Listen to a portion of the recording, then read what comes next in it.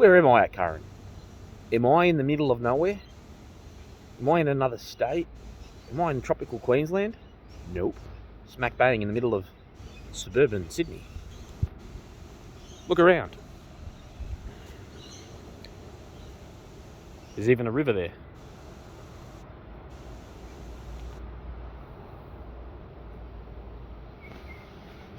Right there is where I could pitch a tent in a serious urban survival situation. Quite easily. And right next to that tent, there's water, greenery, some resources, branches, twigs, bits and pieces you could use to improvise in a real urban survival catastrophe and get yourself going. Whether you want to carve spoons, make plates, or do a whole bunch of stuff. I'm simply in the middle of an industrial estate, and these types of estates are everywhere in Sydney. They're everywhere around the world, everywhere around the built world. You're going to find them everywhere. So your job, when in the midst or in the middle of an urban survival situation, is to understand what the best location is for you to initially stake out. Even if it's homelessness, you could still use this as a homeless abode. Actually, this is very, very suitable for homelessness. I've been here for 10 or 20 minutes and there's not one person that's come, and this is in the middle of when everybody's working nearby. This stairs goes to a nearby road, and everywhere else there's just nobody walking.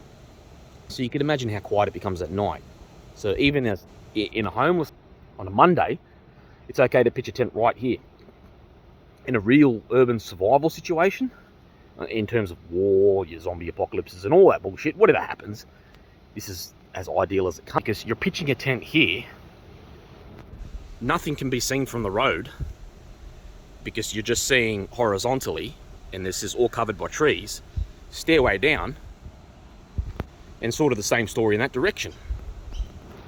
So this is, if you've got a tent, a small tent, even a $20 or $30 tent, this is an idea to quickly erect it at night and sleep. And it only takes 2 or 3 minutes to erect the very small tents.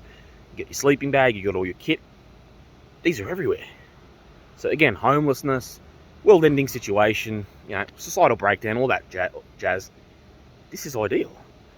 And a survival tent only cost $20 or $30, and you get them from anywhere. Big W, Kmart, Target. Well, I don't think Target sell them anymore. BCF, Anaconda, and so forth. So think about it. And again, if not, we're not looking at the homelessness part. Really bad catastrophe, societal breakdown, the works. There's fucking water right there. You've got water there to last indefinitely. Unless a drought occurs, which is probably still not going to do nothing because this is a private stream.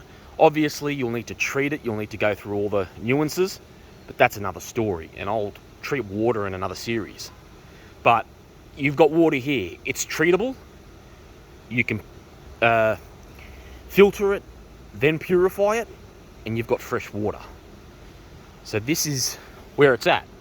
So this is, again, the fundamental urban survival. I'm not going to show you the mansions, the excellent ideas and all that sort of stuff yet, just like I haven't showed you lockpicking until the end for the same reason, because this is the fundamental. This is where it starts. When you've got your small tent or a sleeping bag or etc., this is where you stake your initial experience in urban survival.